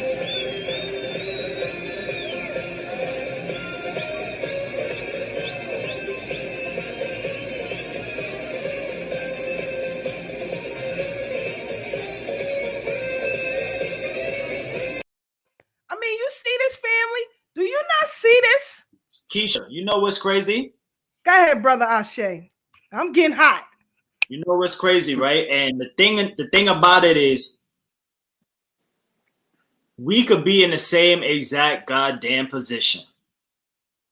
If the black man and a black woman man up and woman up and come together and say we race only, god damn it. If we come together and not race first no more, salute the Garby, well, we got to be race only because we already see how they done corrupted the whatever you want to call it, not the Black Power, but the, Black Lives Matter. They done corrupted all that.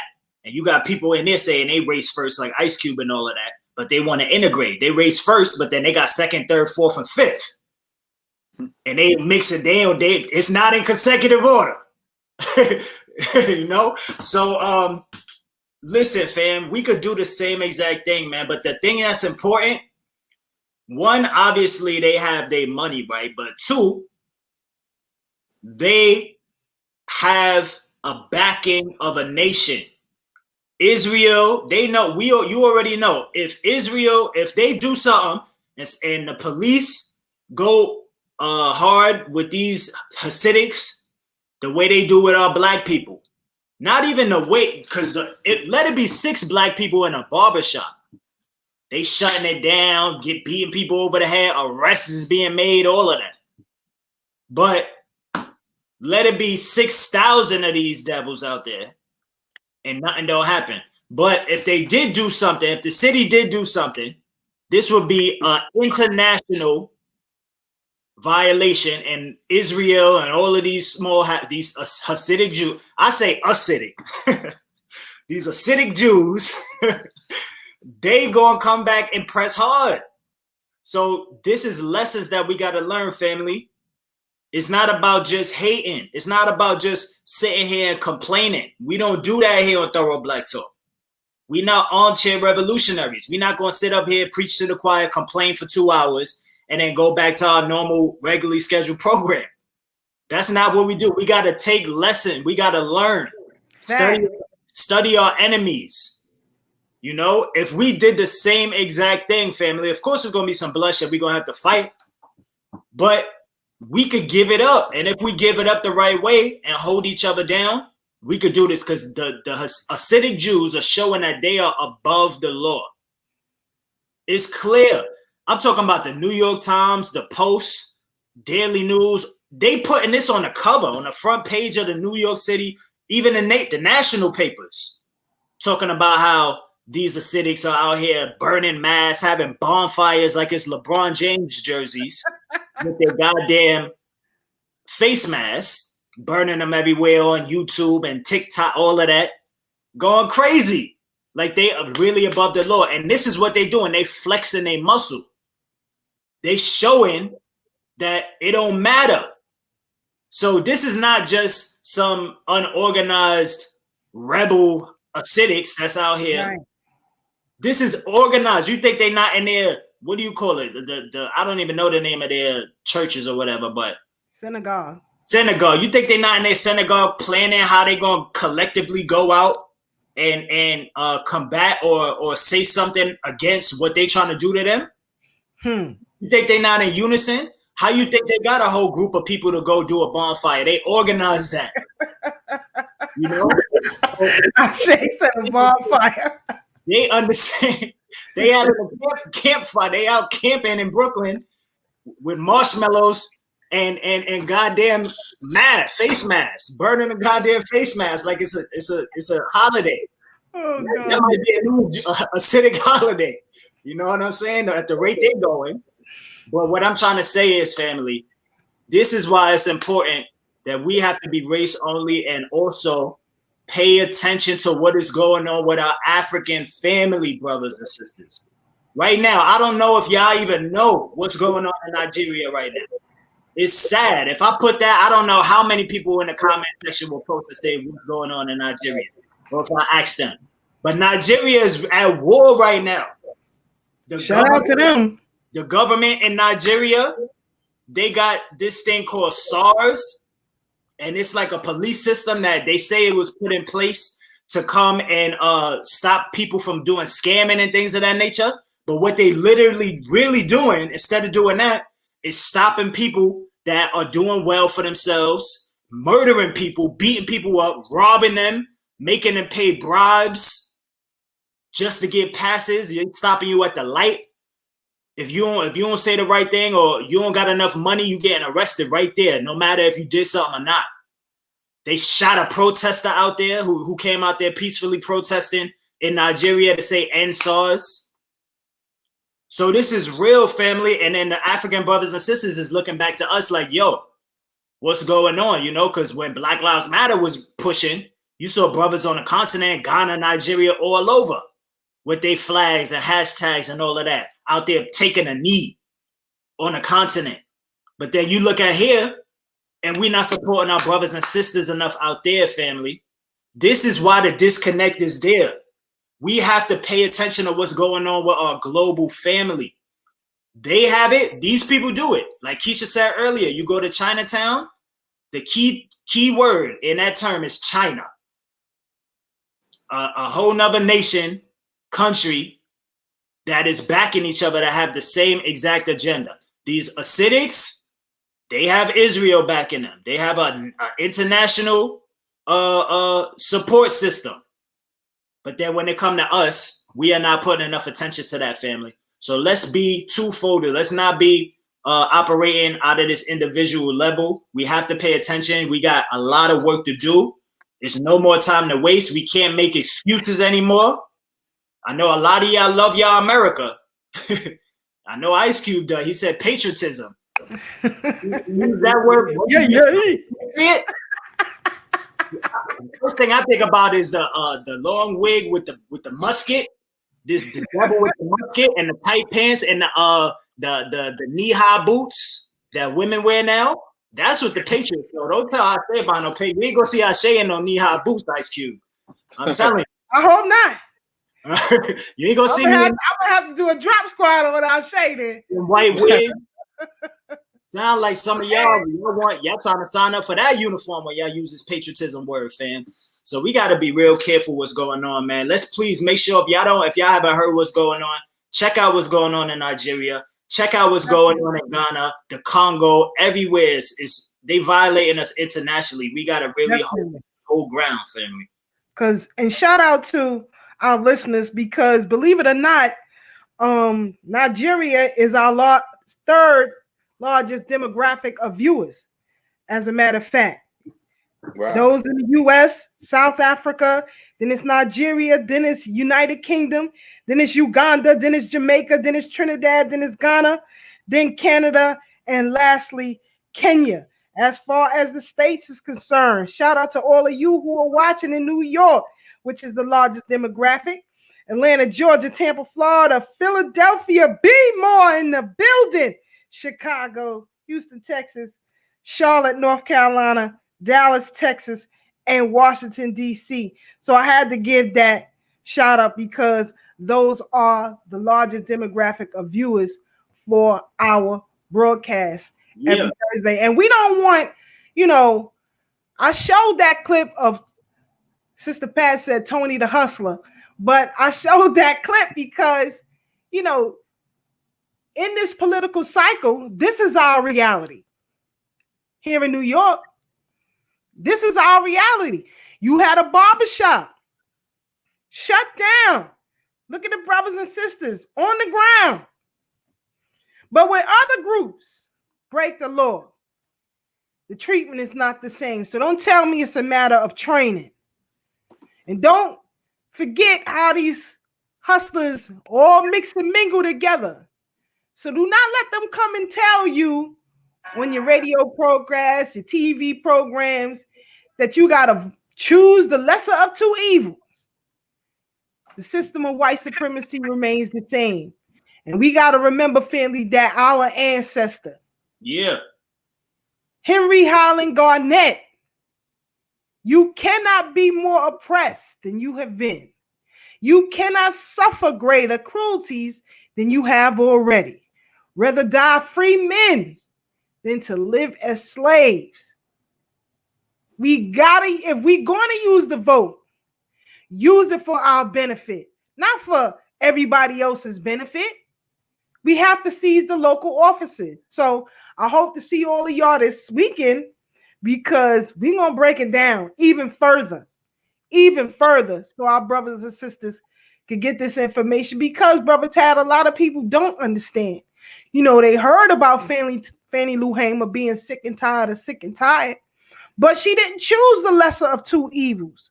She went to the Democratic convention to gain more awareness, to make sure her people had a seat at the table. And when she found out all that she can find, she put herself on the ballot in 71. She put herself on a vote for yourself. Vote for yourself until we can do better. So I know we don't have too much time to go into the continuance of these two wicked beasts that are running for office. And yes, I said it, because that's what they are. To us, they are. Joe Biden got enough problems. You know, Trump called his son a crackhead. Now they got some audio and video that they found on his computer that confirms just that. And we have to be careful, because I don't know if you brothers know about this story about a man who killed his wife, I believe Dallas, Texas, in blackface. Wore some black makeup, some brown makeup, a wig. Hold on, I'm gonna show y'all this, because you know I want our viewers to know we don't just be making stuff up. You know, white man who allegedly murdered mother of his child, donned in blackface to fool cops. Neighbors said that they identified the killer as a black man. He is right here. Went to kill his own wife in blackface. This is terrible. Not only should he be brought up on the charges for committed murder against his wife, but hate crime against us, against you, black man. What? This is identity theft, and this is the problem. When you talk about people could be who they are, people were saying leave Rachel Dolezal alone. What's that other Jewish lady in Brooklyn who pretend to be black? Yeah. Leave these people alone. Sean King. This is the danger. This is the danger. People are stealing your history and your culture and your legacy. Hasidics out in the street breakdancing. Man, it's so much. I got one. Oh, man. This dude is doing the crip walk, jumping double dutch. I said, this cannot be a Hasidic Jewish guy. Not saying there's nothing wrong, you know, with him doing a crip walk, but this is identity theft at its finest. And nobody is speaking about this. Let us try that mess. Let Brother Tad or Brother Ashe go into a bank and rob it and put on white face. After they find out they did it, if they don't kill them, they're going to throw them under the penitentiary. You understand what I'm saying? These crimes are deeper than what we see. So, family, we winding down. My brothers give their last comments, their last thoughts, because I'm ready for Saturday. Sis, I got so much to unravel for Saturday. What'd you say, brother?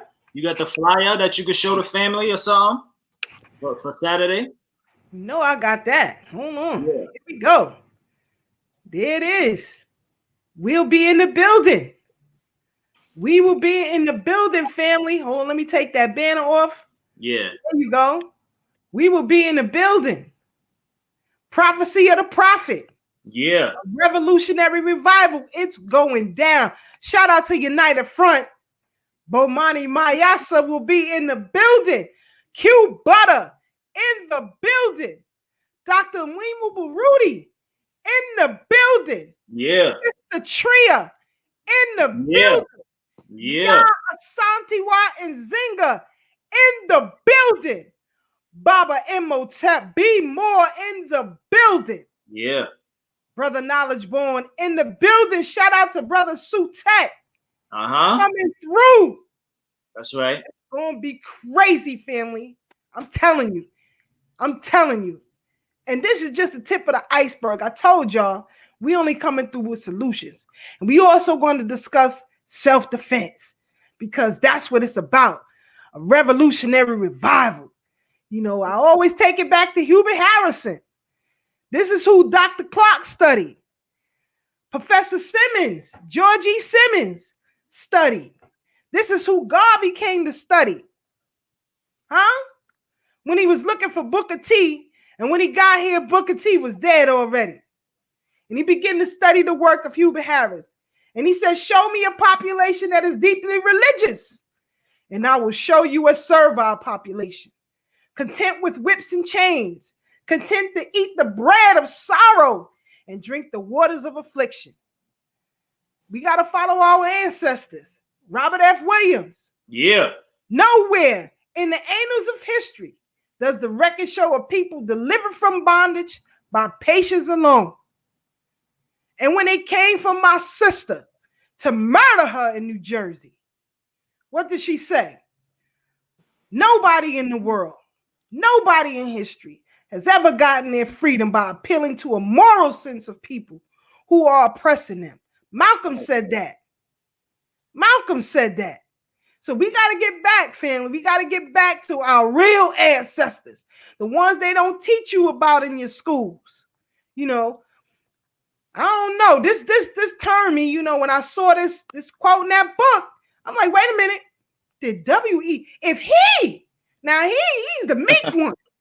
I even got quotes from Frederick Douglass about firearms. We going in on Saturday, family. We gonna show you the real freedom fighters and what they said. And shout out again to my brothers and sisters on the continent. We all fighting this together. And as we push for our fights for reparations here, I implore you to fight for your reparations where you are, so that we surround this enemy of ours and attack them on all fronts. Make them all cut the check. And if they don't all cut the check, we season everything. We season politics. We season our own economics. We season our own education systems. We season our own farms. We season it all by playing by their rules. Don't say Sister Keisha told y'all and go out through do nothing. I got enough problems. Don't let nobody bring you no smoke and you don't give it to them. That's all I'm saying. I'm not telling you to start no trouble, but I am telling you to defend yourselves. Why? Because you got people out here making threats against us, and we don't have no political representation, no legal representation against these terrorists. So yes, I am telling you, defend yourself at all costs. That's what this dude said. I don't know if a lot of y'all understand this or not, but come November, there's a war coming. Whoever wins, and it's down to two. We already know this. Third party, they don't even matter. It's down to two. One or the other is going to win. As a certain supporter, we know which one's going to win. Trump 2020. But there's a thing about it. The reason why I say there's a war coming is because if Trump wins, Black Lives Matter and all them other Antifa. But just so y'all know, because we have no legal representation, defend yourselves at all costs. Stop that recording and handle your business accordingly. My brothers, your final thoughts. as we get ready to roll up out of here? Well, he said that the third party he's not even worried about. So Trump supporters and against the Biden supporters. Again, those are the dog whistles for the oncoming civil war that they have going on while we dilly-dally. Remember, he said the third party, and the third party is us. You know, it's the Republicans versus Democrats. Of course, they're going to take it to the streets. They're saying that we're not even a factor. And the fact of the matter is they are well organized and ready to kill. They don't make idle threats. When they say they're going to do something, they carry it out.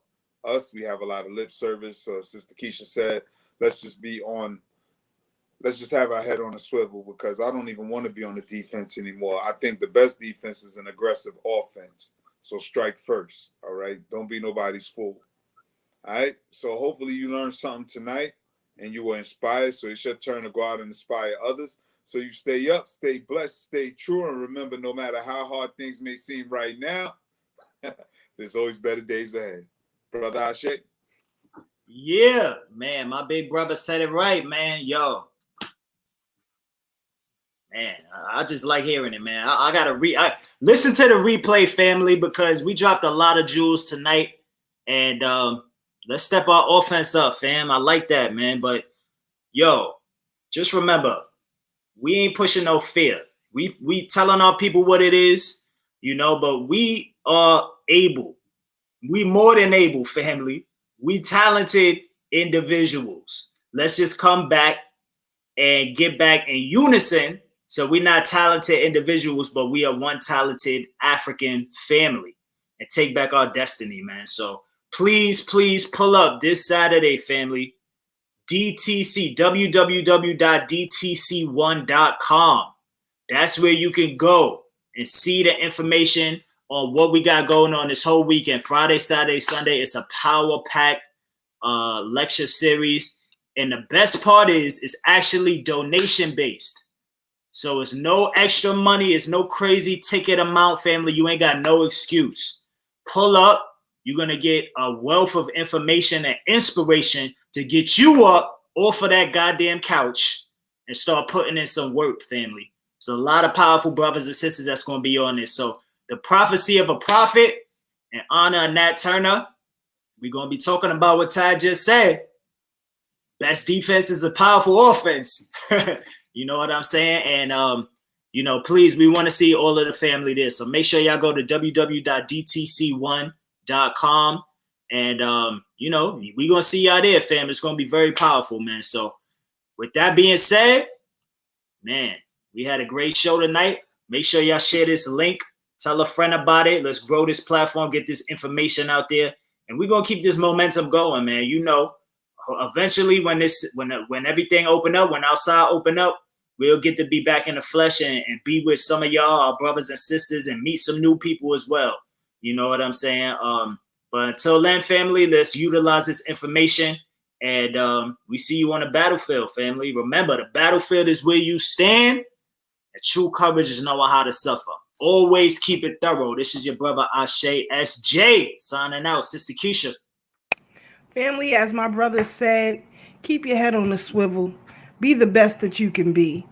And use your talent for your benefit and for the benefit of your community. I want to give a special shout out to the Life Wellness Center. Yeah. Black Girl Magic Street. Y'all see the sister skin is glowing? Yes. Pow. Life Wellness Center, Tompkins Avenue, Black Girl Magic Street. I'll probably try to pull up there this Sunday if I can, if I have enough time. Because I said I need some more teas. I'm going in. Them teas is luscious. I love it. So shout out to them. Name, sis? What's the name of the spot? Life Wellness Center. Yeah. Life Wellness. Check it out. Check it out. You can get a spa, deep tissue massage, everything. All up in there. So check it out, family. Also, again, shout out to my SWAP team. Team SWAP in the building. We about to do something, baby. Yeah. Y'all keep your head on the swivel. And again, see you Saturday, 8 to 10 p.m., DTC1.org. We out, y'all. Y'all stay safe. Keep it thorough. Yeah.